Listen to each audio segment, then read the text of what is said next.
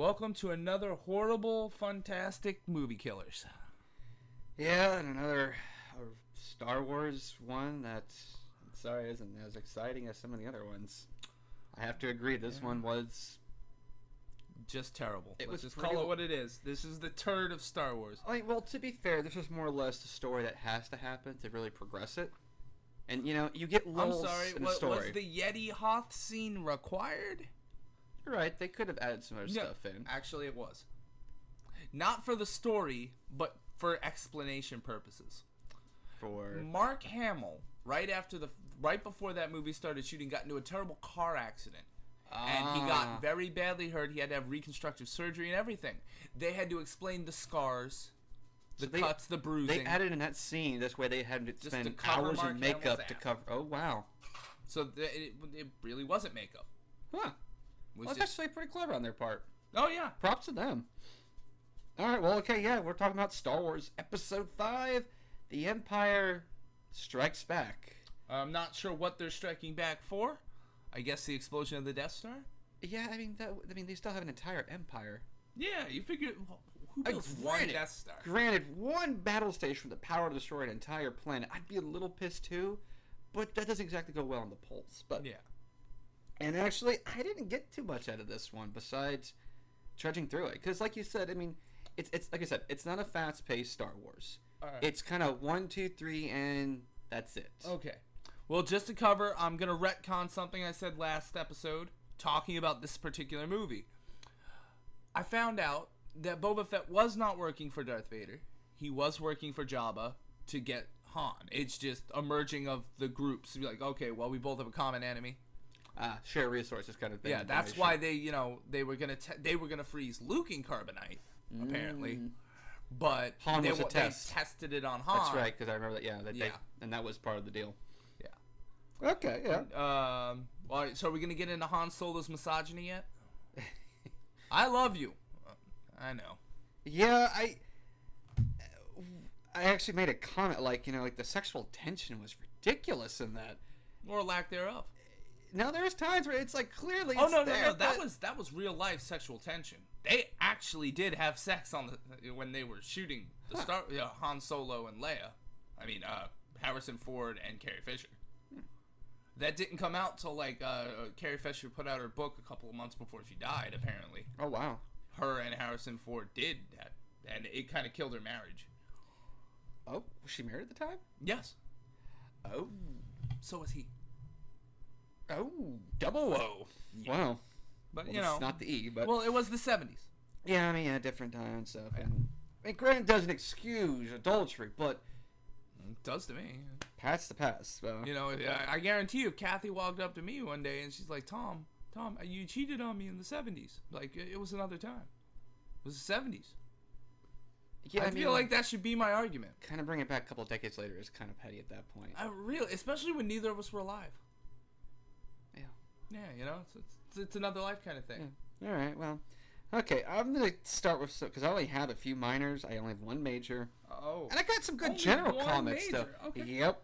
Well, let's hear a couple of your minors. Okay, well, all right. I love playing your devil's advocate. You bring up the Wampa, and now I know why behind the scenes that scene was necessary. But shouldn't the Force have warned Luke of the Wampa, or at least Obi-Wan, hey, Luke, watch out. What? Pow. Well, maybe the wampum wasn't Force sensitive, so he couldn't read it. No, Force sensitive is not there. It usually will cover you or anything happening. Unless you want to say that it was able to cloud Force users. That was one of my minor ones. That's what I'm saying. That's a minor. Is based around that. Not so much the warning portion, but couldn't he have just, you're going to let me go? With a little wave of his hand. That didn't look like a strong-willed or intelligent wampum. And that's actually a general thing about Star Wars. You would think that the mind control, the Force control abilities would be more... Jedis don't like to rely heavily on it, no. Even so, you think you'd be able to control weak-willed or low-intelligent creatures like that. But apparently, not so. No. But then again, it didn't work on the guy on Tatooine for Qui-Gon, so maybe it wouldn't have worked here. Maybe it would have been like... Well, that might have been a species thing. Yeah. Or it might have been he was just so enamored with the fact that, look, I'm business, I'm all business, I'm greedy. Jedi mind tricks don't work because unless you show me the money, it doesn't mean anything. I'm not kind. And that could just be, that could be a genetic thing because of the species, or it could be a personality trait, which means he's just not necessarily strong-willed in the sense of, I will overpower you, but more or less of, sorry, money talks first. So, I don't know. I mean, maybe the legacy stuff goes more into that, but in movie-wise... Guess what? Not canon. Until they want to make it canon. Yep. Let's see here. Okay, well, the Wampa thing was there.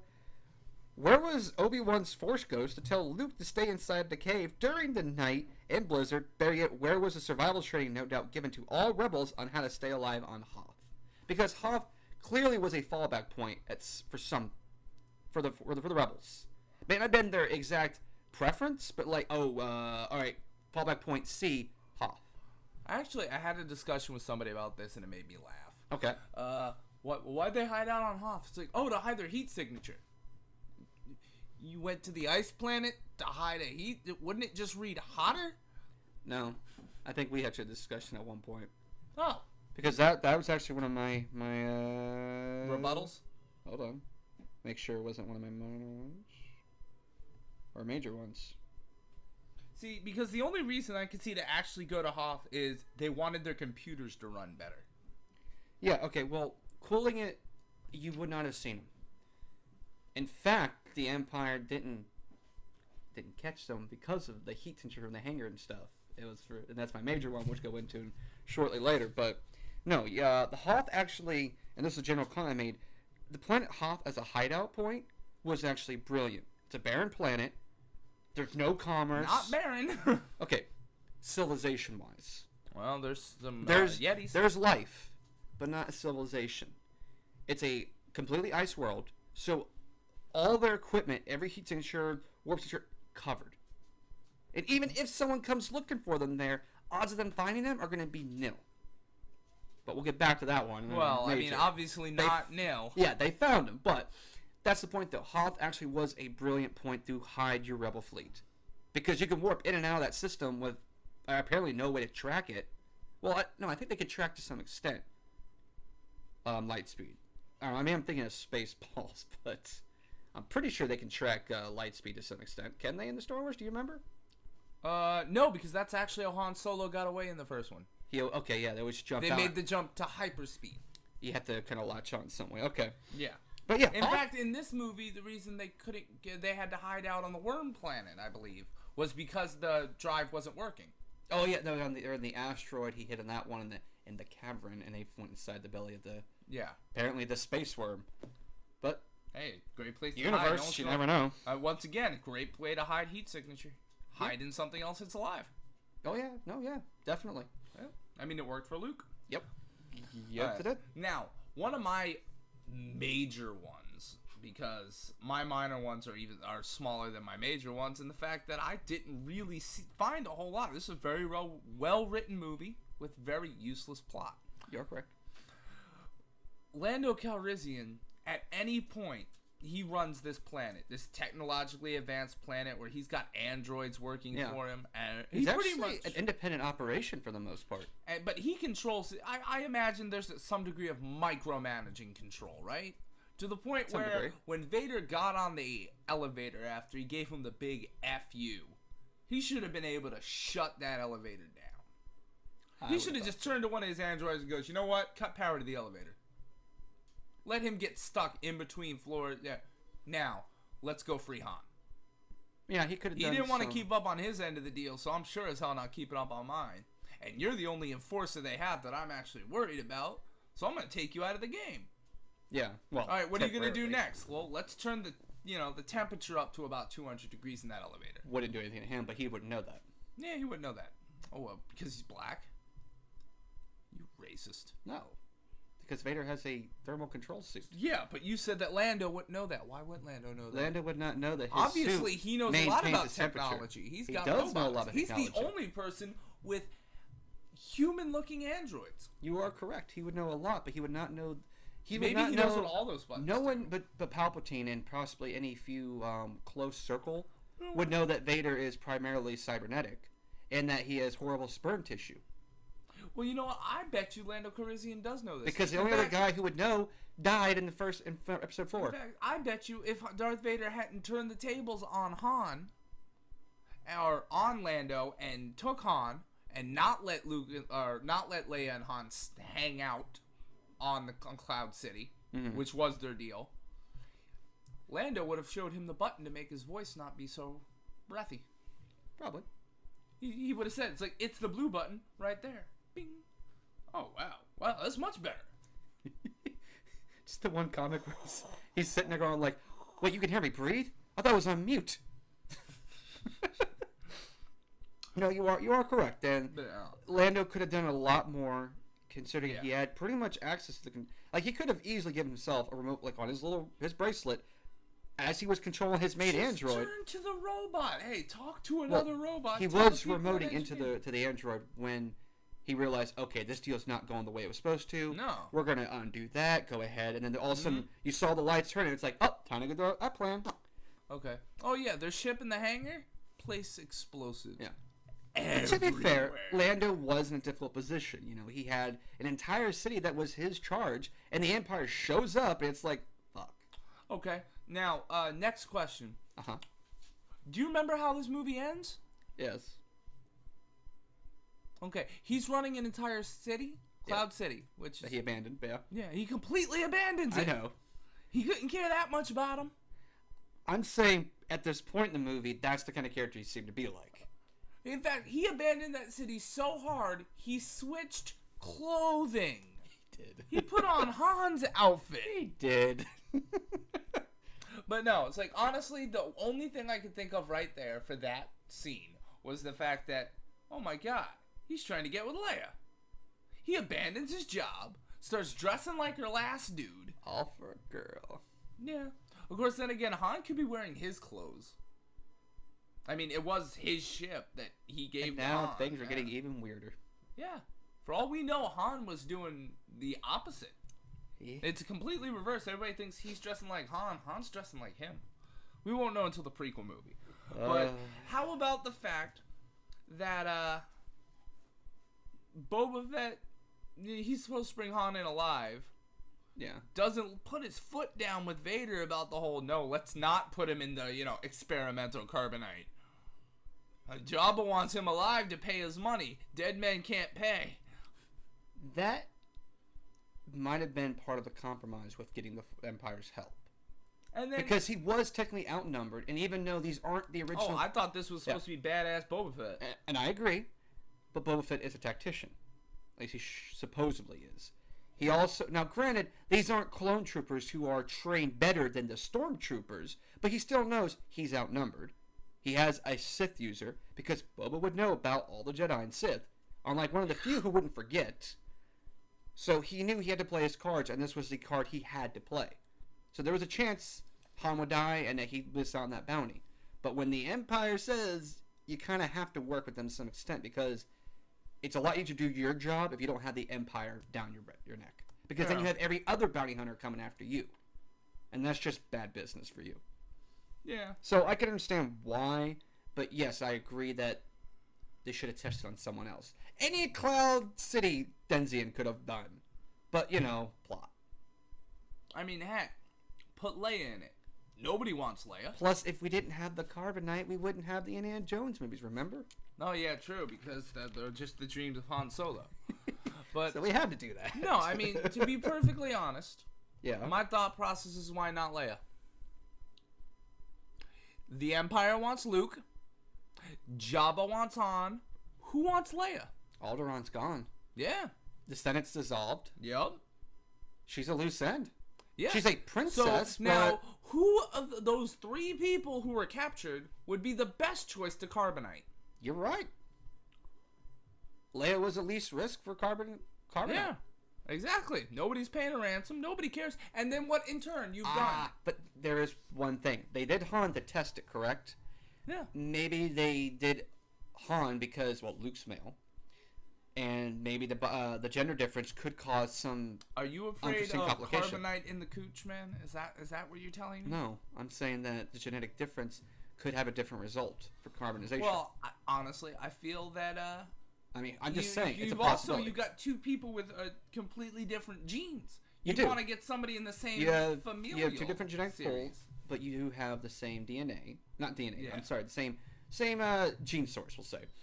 But you're missing the obvious answer, though. While Luke and Han are similar builds, they're not the same, and I agree. Oh. But they're definitely similar compared to Leia. I still think, though, that Leia, situationally, was a better pick, though. I agree with that. Well, yes, it was. But you're missing the obvious point. I figured it out. I realized there's an obvious answer. Who was freezing them in carbonite? Lando. He was running the controls. No, not Lando. I thought he was running the controls. Oh, no. Who ordered them to be put in... Vader. So he's got the choice of his kid, scruffy nerf herder. But he doesn't know that they're his kids. He knows. Well, no, wait. He knows. He knows Luke. And he knows... I'm sorry. Is Leia an uncommon name? No, he didn't know he had twins, though. Yeah, he didn't. Still, he had both force sensitive. He would have read it. And you can't say she's not force sensitive because you wouldn't have to end this movie if she wasn't. The force would have hinted at him not to use her. So yeah, that is the... Yeah, so obviously it's the family thing. Yeah, that makes sense. All right, let's see here. Okay, this was because prequels being written later, someone did their homework, but it's still a minor plot hole. Obi-Wan says that Yoda was the one who instructed him. He was an apprentice to Qui-Gon Jinn. Oh, that's about phrasing right there. Instructed and trained are two different things. He took counsel, which would have been instruction from Yoda. Right. You're stretching that one, but I'll go with it. I can accept that. Now, that's fine. How about the fact that, he tells him to go to the Dagobah system, okay? Yeah. Now, last time I checked, systems didn't consist of one tiny little planet sitting in the middle of nowhere. Right?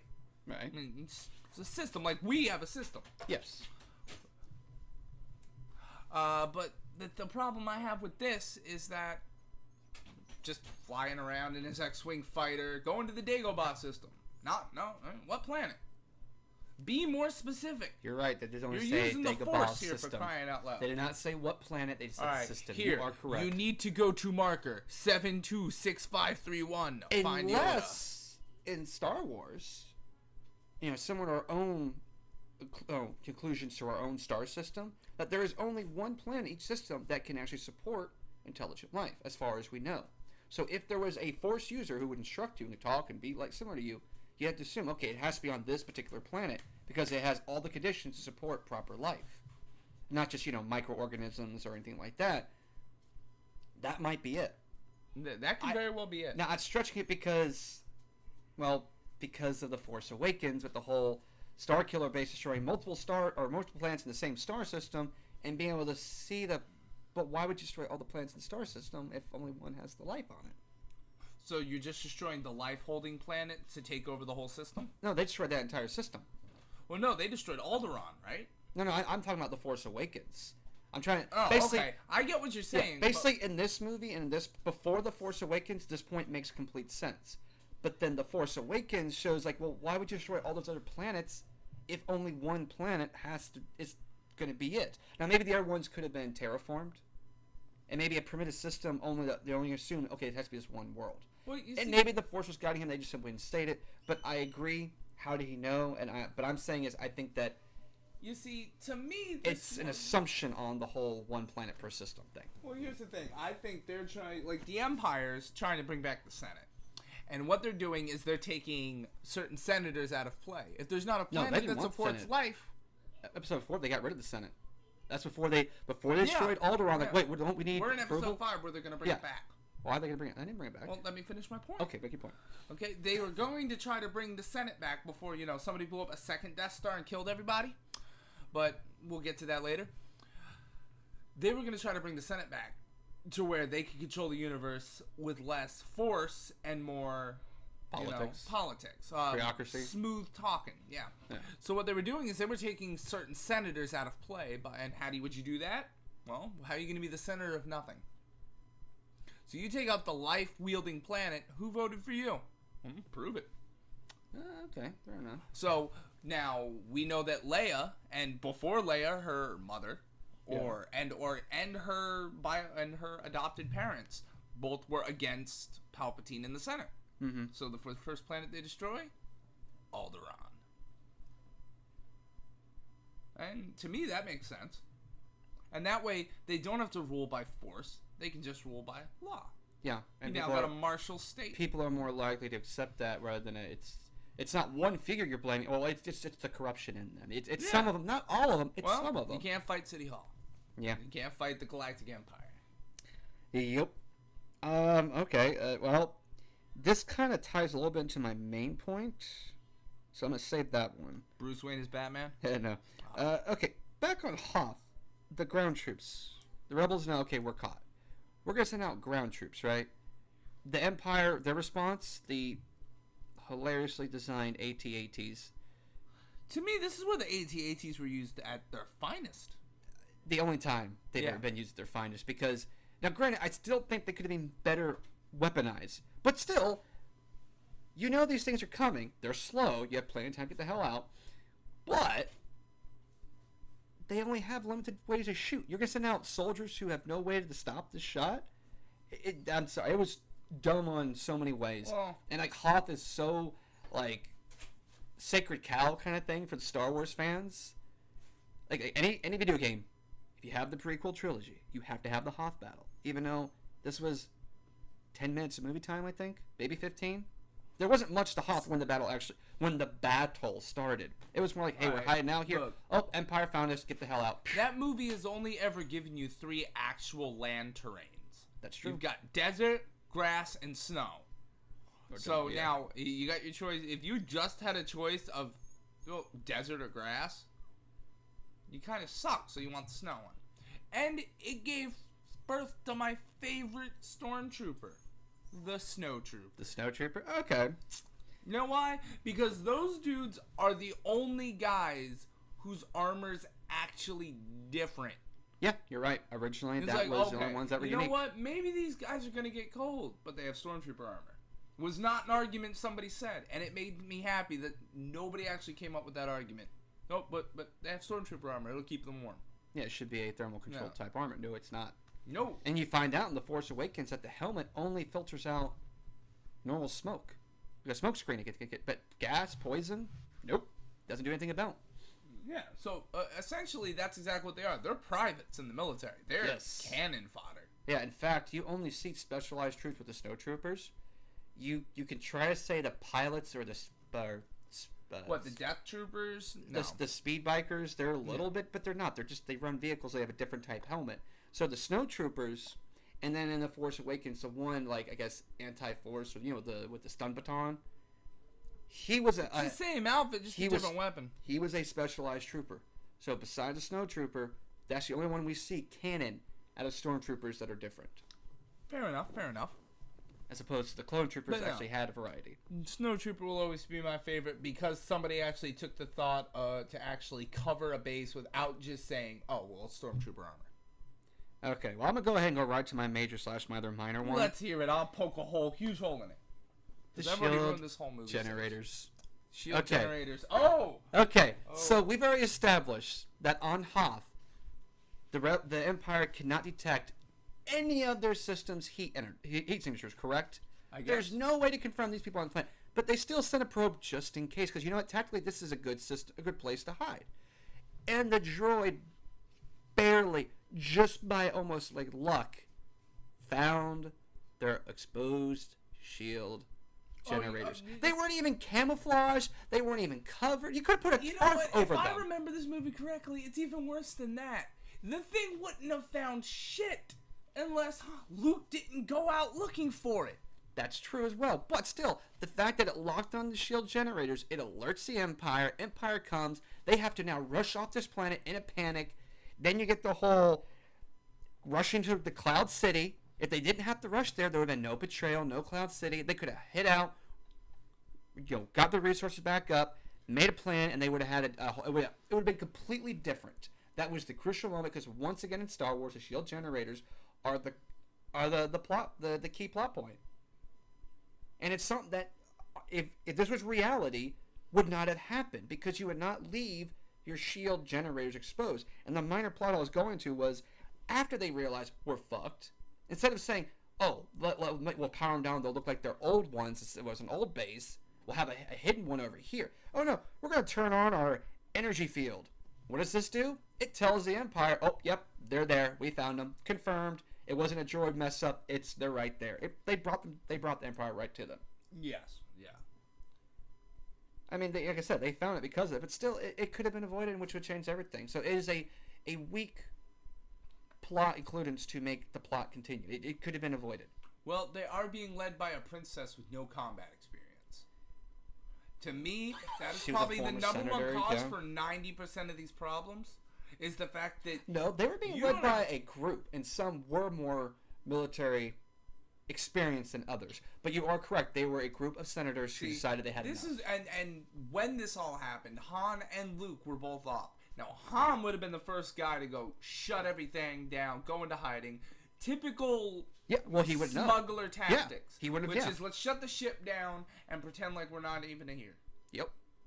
It's the same thing you do when the billman comes to the door. Minimal systems. Turn the lights off, pretend you're not home. Yeah. No, yeah. Han, you're right. If Han had been there, they could have salvaged their operation. Yep. But they didn't. They panicked. And that's a very valid point. And I confirm, looking back, that, it was a group of senators who leading this rebellion. Yeah. They don't have them. And you find out... There's a reason why Han Solo shows up with just Luke Skywalker, sweet talks, and immediately becomes General Han Solo. And then you find out in Rogue One that the one military-type guy they had, they kind of exiled him, going like, you're too militaristic for us. Yeah, exactly. Whoa, dude, you're talking too much combat here, man. No, we don't do that. We're terrorists, not soldiers. Let's get it right here. Well, I'm sorry.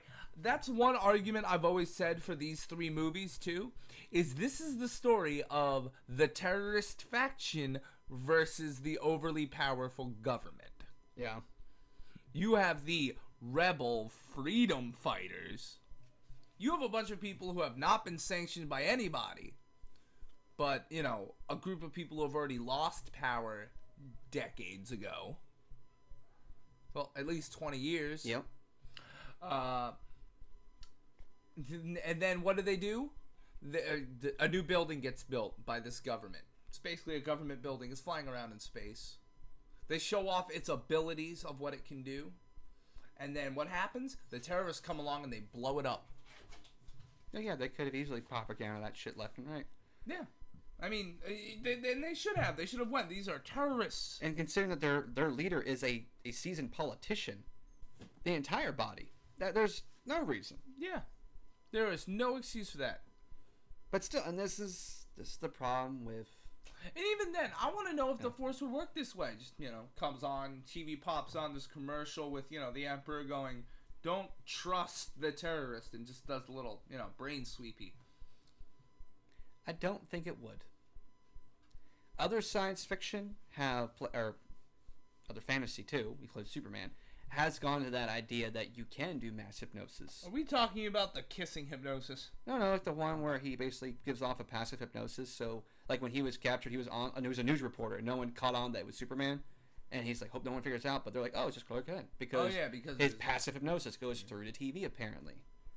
And I think Doctor Who did some, not in hypnosis, but something like that in some of the Doctors and episodes. I don't. There's plenty of Doctor Who I can remember. But you're talking about 50 years of television here, exactly. Man. They've probably done it. They probably did, but yeah. So, this, like you said before, this movie is not horribly written. It's pretty solid for the most part, but there's that, in my opinion, that major plot hole. The other plot hole you mentioned kind of do take away from what could have been a solid movie. It wouldn't have been a great movie. It would have been a solid movie like before. So we've killed this entire... Well, we killed the rest of this series. Would have killed everything at this point. There would have been no Return of the Jedi. So far, those shield generators are responsible for a lot of our plot holes. Episode 1, all the way to this point, they've been a problem. Nope. So you know what? Let's get rid of the shield generators. Let's go back to regular shields. No, what they need to do is to redesign how they're protecting the shield generators. How you're going to hide them. What are you doing? And this is a complaint I've had about the Star Wars universe for a while. Is that the technology is stagnant.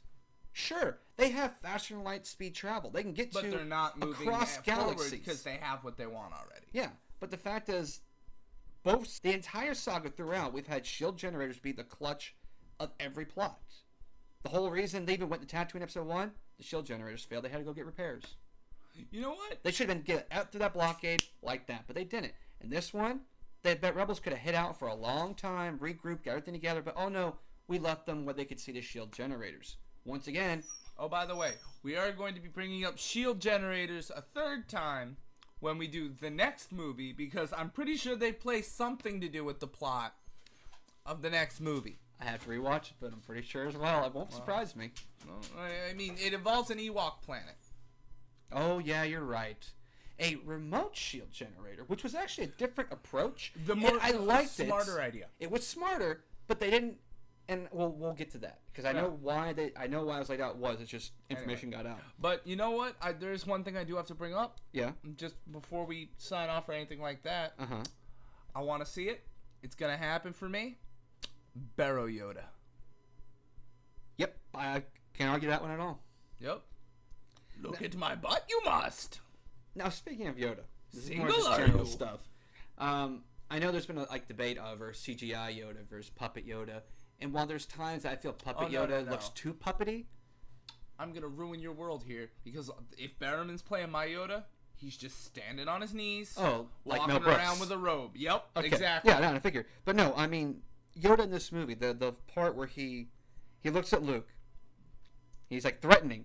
He will be afraid. He's like, that was the way he looked at the camera with that puppet, and he said that you would be afraid. You know, that was actually kind of almost nightmare fuel right there. I was like, that is kind of threatening. You want nightmare fuel? Cut down your worst enemy, and your face is looking back at you. Yeah. Yoda's centric act is more appreciated after seeing the prequels. Could you see how he was and how he kind of puts his facade up? So even he was found, no one believed that he's the Grandmaster Yoda. Well, then again, I mean, he spent 20 years on that planet in exile. Yeah, but he switched right back. So he went to crazy, and then he went to back. No, I mean, he turned that crazy off real quick, and he's also from a race of a very long lifespan. So, and one who's a Jedi Master who's used to meditating alone. I don't think it would hurt him that much, which is why I think it was a great facade and act he pulled out. There might be a little bit craziness there. By the way, he kissed his sister. Oh, the infamous kiss for the siblings. Yeah, he kissed his sister. Anybody who hasn't seen the movie Euro Trip, I suggest you watch it. Oh, Euro Trip. I want you to find that quote and just stick it in there if you can. Oh, here's an interesting fact. You kissed your sister. Yep. Die, Cooper. This isn't where I park my car. Let's see here. Oh, one little thing, and this kind of irked me a bit. All right, so is it Calrissian's mustache? No. Okay. The Star Destroyers. Now they're flying around space. They don't have, it costs my favorite ship. A lot of material to make these ships, right? These things are big. Mine. If you look at this size, just the interior size of the Millennium Falcon, right? Yeah. Then look at the comparative size of one of those Star Destroyers. Yeah. How big that freaking thing is. Yeah, no, and that's the point I'm making is they've mined a lot of worlds to make all these ships, right? Yet, replicators. The way that Han and them, or who escaped from it, and Boba Fett followed. Anyways, they dumped the metal. They could have recycled that metal, but they just dumped out large chunks of material that they were no longer going to use. They're going to come back for it. It's space. What's going to happen? That was a clear, we're going to dump this and forget about it. They own that space. They could have easily had They'll follow the chemtrail. Transport that metal down to a engineering bay to melt that shit down and repurpose it. You know what? If you're a self-contained starship like that, you don't waste. You repurpose as much as you possible, and that kind of irked me. Now, granted, yes, this was earlier decades of writing. Too many people who were on the list of shit that's not my problem. And that very well be. And when you have a giant corporation as the Empire, that's not too surprising. But what they didn't tell you is that the guy who was responsible for making sure that the ships couldn't just dump their cargo mid-space was told he couldn't go to his daughter's wedding, and he was being vindictive. I like to call him Mike in HR. Oh, yes, this little note. Oh. Quote, Obi-Wan has taught you well. End quote. My response: what the fuck? Obi-Wan didn't teach shit to Luke. Trust the Force. That's all he said. Use the Force. He taught him basic lightsaber skills too. Like No. very basic. He said, "Here's a lightsaber. Put this on. I can't see. Trust the Force." That's the point. Ow! Trust the Force. Ow! And then he eventually starts getting it. Negative Pain feedback. is the best teacher. It does, but he still didn't teach him anything. No principles on the Jedi way. He didn't even tell him about the truth about his dad. He didn't even tell him, don't point that at your face when you turn it on. That too. That's what I'm saying. He didn't teach him shit. But you know what? That's why he did such a great job. Because he didn't teach him? He wasn't micromanaging like all the other Jedis. Maybe, but still, Luke needed some proper training, and he got it. We are looking at a general from the Clone Wars who fought on par with Anakin Skywalker and won Mace Windu, yeah. And yet he couldn't give Luke basic combat skills and basic tenets of the Jedi way. Nothing. You know That's why I say Luke is one of the worst Jedis in history because he had no proper tutelage. That overtraining is what led to the downfall. Oh, you got to do this. Here's all the rules. Here's everything you got to know. It's taught over a lifetime, and look what happened to the Order. He could have simply told him the stuff and said, look, I can't make you follow it. That's what I did. This is what happened in the Order, but this is what we preached. So what do you want? Him to just pull out a copy of, the Jedi Quran and just go, here you go, Luke, read that. At least something like that. I mean, really. That's the only reason Luke was as weak as he was. Luke was, he got no proper training.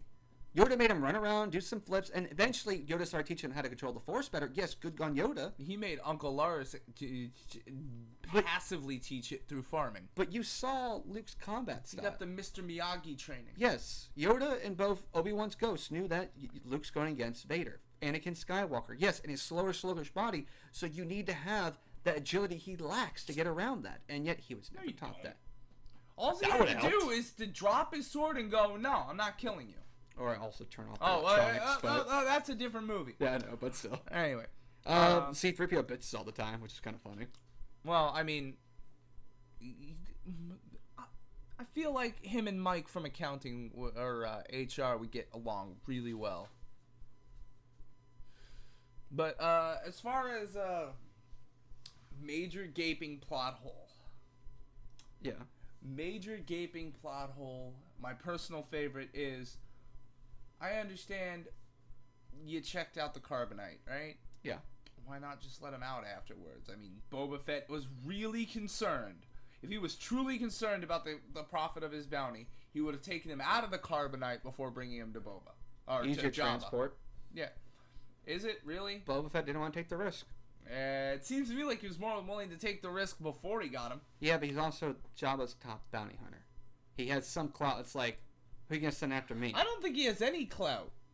Well, I mean, for crying out loud, they made him help with the dropping into the Sarlacc pit. Yeah, I mean, that's not a bounty hunter's job. This is assumed reputation that everyone tries to give him, but yeah. If I'm pushing a guy off a cliff, I don't think I'm calling Dog the bounty hunter to help me. I'm gonna find somebody who pushes people the fuck off a cliff. I do see where you're going with that, and I'm not disagreeing. I agree that it works. Get him out. What? I don't want my bounty to die. I don't get money if he's dead. Get him out, or go to Lando. Now take him out of it. What? Take him out. Yeah, you checked it. It works. Take him out. On the flip side, yes, transporting him was a whole lot easier.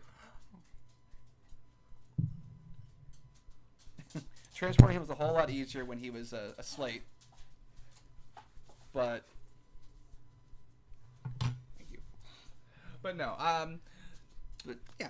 Now there was one other thing that I noticed that actually I have to applaud the prequel writers for once. Let's hear it. Okay. Back in the prequels, when someone lost a limb and there was a prosthetic, right? There was no fake skin. It was an actual robotic prosthetic, right? Luke gets him some fake skin. Luke gets a synthetic-looking arm. It's still a prosthetic, but it looks like he never lost it. So it would show a development in technology, and I have to give the writers who someone realized that and did it right. You know what I got? Or by accident. You know what the sad part about that is? Advancements are usually made through necessity. A lot of times, yeah. So that means there is not as many people penetrating shields as there are people losing arms. Not anymore, because the Jedi and Sith are pretty much gone. And that was the whole reason a lot of people lost limbs, because freaking lightsabers cutting things off. But once again, I want to cover that for the what is the next movie? The 8th movie? The Force Awakens? If I don't see... Oh, no, the next one. 8 Star Destroyers in a perfect circle parked, I'm going to lose my shit. With competent pilots, too. Yeah, no, with just the shape of a Star Destroyer, when they're all landed, they should make the shape of a pizza. If this does not happen, I'm going to get angry. So you would like to see at least a hangar with some Star Destroyers all parked in that formation? In pizza style, yes. I'd go with that. That'd be nice. I think everybody would. Everyone would be okay with that. And if you're not okay with that, my Facebook's attached to Movie Killers. What's up, bro? Wide open. Then again, I'm not even sure where they're going with Star Wars at this point. To the stars, where they're gonna have a war, I imagine. Well, I mean, what's the real goal at this point? The First Order's trying to maintain their power. You know what? It's a rolling thing. We still have rebels for what, I don't know. And that is the beauty of Star Wars, is they're gonna be able to do this too. It's gonna go, oh, the Jedi are in control now. Oh, the Sith are in control now. It's always back and forth. Yeah, it's a ping pong game. But they're gonna make 150 movies, and it's all going to be, my turn, until the Wookiees take over. You don't fuck with the Wookiees. No, the clone troopers do not fuck with the Wookiees. I was actually talking to Emperor Palpatine the other day. Oh yeah. Yep. How's he doing? Well, he's doing great, but he recommends we build a wall to keep the Wookiees out. That won't work. No, we're gonna get the Wookiees to build the wall. The Wookiees He are said that this is going to be fantastic wall. He's the best at wall planning. The Wookiees are the Fremen of the Star Wars universe. You don't fuck with the Wookiees. If the Wookiees declared war, everyone's fucked. But they just usually want to be left alone. Yeah. It's only when people invade their world, it's like, all right, that's it. Well, you know, I mean, there was that big scandal with Palpatine, though. Yeah, there about was. him just walking up and grabbing people's lightsabers. Yeah. It was terrible. But apparently he's a celebrity. You can just walk up and grab their lightsabers like that. Well, all I'm saying is, for a second there, you people listening probably believed I was talking about Palpatine. Just think about that for a minute. Wait, I don't remember that. When did he do that? Some might. He wants to build a wall to keep out the Wookiees. But okay. But in conclusion, the movie was well written. It still was a slow slog fest. I'm sorry. I know a lot of people love this movie, but if you look back and really watch it, there's not much excitement there. And I know it's a space opera series, but the prequel showed us that you can have action. Ladies and gentlemen, the next week we're doing my favorite Star Wars movie. Revenge of the Jedi, right? Oh, I'm sorry. Wrong universe. Return of the Jedi. I prefer the original name because that's exactly what it was. That was the Jedi getting revenge. A group of old Jedis trained one guy just enough to defeat the Sith. And you know what? We will watch it and we'll review it and we'll see how it goes. And you know what? Let the hate flow through you. And we will see and then that will be the last one of the original, and we'll see how they really hold up. No. And then of course we'll go ahead and we'll do the Force Awakens and we'll do Rogue One. I think we're gonna wait on the Force Awakens because they're still coming out with another movie and then another movie after that. I feel like if we're doing trilogies, we gotta wait for the trilogy to be finished before we can start making comments. And then we can do some other stuff in the meantime. We'll jump back to Star Wars. Yeah, so that's fine. You know, I've been meaning to do some more Marvel stuff. I believe we had 2 to 3 requests that I need to get in order. Yes. Yeah, people are actually requesting it, jackasses. Yes, the Mummy series. Oh, the Mummy series, that's right. The Hunger Games. Yeah. You had to remember that, didn't you, bastard? Hey, the request is a request. I know, yeah. I mean, well, that's how you test the mettle of a true plot holder. Give him a movie he'd actually stick a fork in his eyeball to not watch. You rewatch this movie. You know what? And there is boring. I can do boring. Yeah. For the most part, I can do boring. I cannot do terrible. To me, The Host.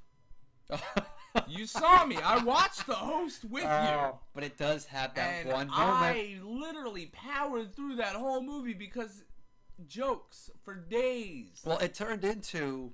It became Mystery Science Theater for us because it was us, my girlfriend at the time, and 7 guys in the one row, and we just started making jokes about the movie because of how bad. And I know some people really enjoyed the book, and even my girlfriend said she loved the book. You know what, but the movie, she even says this is terrible. Yeah. And I'm sorry. Once we got the okay to start MST3King. Do we want to do a quick podcast on tearing apart the host in the future? When we do the Twilight series, we'll do the host. Yeah, no. I'm saying when we'll do the host too, because it's the same writer, right? Stephanie Meyer? Yeah, same. It's a similar plot actually to the Twilight. It's just space aliens. I'm in love with 2 different things. Oh God, what will I do? Yeah, but either way, but I do want to end this on a little bit more positivity. Roadblock. But for this Star Wars though, so far, as opposed to the other Star Wars, aside from our complaints about it, what do you feel that this movie brought to the universe that the fans really enjoy? Oh, like what did it Luke's really expand? Actual training. Okay. His full understanding of the Force and the ability to actually use the Force abilities, not just swing a lightsaber around. No, not just responsive, but offensive. Okay, seeing at this point in time for the first time a Jedi's transition from complete novice to actual advanced user. Well, no, you went from somebody who's aware it exists to at least novice, which means he can use the ability. He can actually, lift the plane. Okay. And then you get to see the confirmation of affection between Han and Leia. Mm-hmm. You get to see another combat-ready captain joining the group in Lando Calrissian. Okay. You get to see Darth Vader show why you don't fuck with Darth Vader in a combat situation. Because they walked in, they pulled guns, they fired. He what just deflected with his hands. Boo, what you gonna do? Yeah. Wait till you see what my grandson can do, bitch. Because he's got the Force, he can see in the future. He knows. Yeah. But no, and then on the Battle of Hoth, you finally get to see the true downside of the AT-AT. Timber. Yep. You actually do get a lot out of this movie if you truly take the time to look for it. Okay. But, if you're just looking for space battles and, lightsaber fights, this ain't the movie for you. Okay. That's, to me, why it was boring, is this was more of one of the thought-provokers, not the action-packed. All right. It's the reason why this was the second movie, because... when they did the first movie, episode 4, he wanted to make a movie that could sit alone by itself and be a good movie. Exactly. Or have sequels. But he knew, alright, the last one, it won't make any sense. The second one wouldn't sit. So he had to go with this one. Because he had never written those prequels before these movies. These was the first trilogy. Supposedly he had all of them written out. He just chose to go with this trilogy over the prequels because he felt that this one could stand on its own and be better selling for the general audience. I want to see evidence. I'm just saying facts. What I've heard. I lean more towards what you're saying. Like this was the first thing he wrote. No, he might have wrote this movie, the next movie, and the one, and then he realized, hey, I need to cover what happened before this. So he decided, fuck it, I'll just throw a 4 on there. And he's like, I can probably flesh out 3 movies while I'm fucking finishing the shooting. But you know what? If I want to see evidence, I'm gonna put my best detective on it, Detective Berriman, and we're going to figure out what's going on here. But with that, I've got nothing left in the tank. Me neither. I could, we. Okay. There's goods, there's bads, and that was The Empire Strikes Back. Oh, by the way, if anybody wants to put in any requests, I will put them above the Hunger Games. So, you say it, and we'll do the Hunger Games after we've done yours. I don't care what the movie is. Yeah, anyone who is listening, we'll take any requests. We will do it. We don't mind. We like it. I will sit through Howard the Duck again. Actually, I liked Howard the Duck. I thought it was a fun family movie. You know what? I enjoyed it when I was a kid. I'm not going to lie. I loved the crap out of the movie. I watched it once, when I was, 28. Yo. I rewatched it. I thought it was amusing. The only thing that really sold it for me was the villain. I love that guy. The guy from Beetlejuice? Yeah. Yeah. He's had some good roles. Yeah. It's a shame what happened to him, but, Yes, but the point being, we will do the Let's like science mystery. We will do corny movies, bad movies, good movies, mainstream, not so mainstream movies. Yep. The only genre we're really avoiding are parodies and comedies because they're just there to make you laugh. Yeah. I'm not doing Spaceballs. Typically, they know they're breaking the rules. They know they're not following a cohesive plot. If you really want us to do one, we can, but I don't think it's going to be as well. Give it a try, but otherwise, yeah, that's the only ones we typically avoid. Is that okay? Because there's not much we can do. Also, we after we do any Stephanie Meyer movies, I'm not doing any more. That's why we got to just throw the host on there. She only has those so far. Oh well, good. Let's keep it that way. Who's with me? Hit us up on the Facebook page. Support. Bring down Stephanie Meyer. Return the money, and we'll let you write another book. But she has not pushed to put more out. She knew her first book was a joke, and it sold. And she was like, "All right, I'll make more."